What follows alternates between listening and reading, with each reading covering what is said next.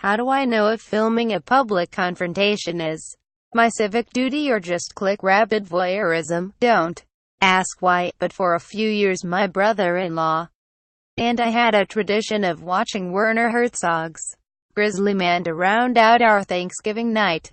Stuffed full of bird, lethargic and tipsy, we'd settle in to re-experience the tragic and brutally unnerving saga of Timothy Treadwell, the eccentric bear enthusiast who lived among grizzlies in the Alaskan bush. It's a masterfully made film, but year after year, there was one scene that always felt slightly off to me. You know the one. Treadwell's friend Jewel Polovac and Herzog are sitting across from each other. She stares at him. He stares at the ground, his hands cupping a pair of headphones over his ears.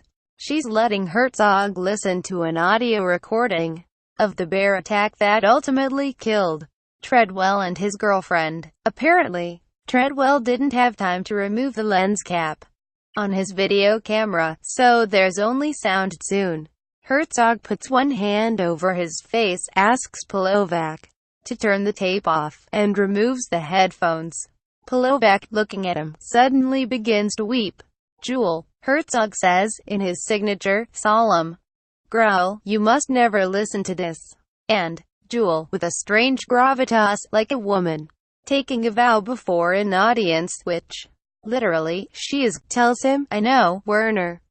I'm never going to. He suggests she destroy the tape. She agrees. End scene. Herzog never lets us hear the tape. In fact, the film suggests that no one should hear it. Sharing it would be too sensational or cynical. And yet, the scene comes off feeling a little sensational and cynical itself. I've never quite been sure how to read it. I've always wondered, is Herzog being a responsible custodian of volatile material, or is he just feigning responsibility while still giving viewers a morbid thrill? I wanted to know what he was thinking, and deep at the root of my question was, essentially, your question: how are we supposed to know, cameras in hand, whether we are shooting for morality or for virality? Well, I managed to acquire Herzog's email address a few years ago, and your question seemed, finally, to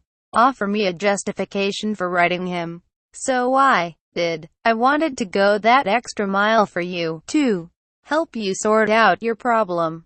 Then again, let's be honest, I also imagined what a nice get it would be for me to land a titan like Werner Herzog for this humble little column. So was I doing it for you? I thought I was. Wasn't I? Even a little? See, this is what life is, an unceasing onrush of decisions and calculations colliding with an indecipherable swirl of motives. We are all participants in two, often competing projects: the stewardship of a functioning civic society and the stewardship of our own personal brands, and it's sometimes hard to recognize where our true allegiances lie. You get this. I know you do. It's why you're asking the question. The truth is, in these strained, explosive times, I believe documenting any altercations you witness is a moral good. We need to be watchful, to protect one another. We need to keep our cameras up, arrayed in a kind of crowdsourced panopticon. Shoot video first, ask questions later, but please do ask those questions before you post a video. Ask yourself, given how this confrontation ultimately played out, what good would this do? 9 times out of 10, there will be no genuine need to make the footage public. And in that case, the only reason to share it would be the one you're already rightly wary of, to bring some momentary, minuscule glory on yourself. Herzog never wrote me back, and frankly, I'm glad. I regretted the email as soon as I sent it. I was roping him in for the wrong reasons.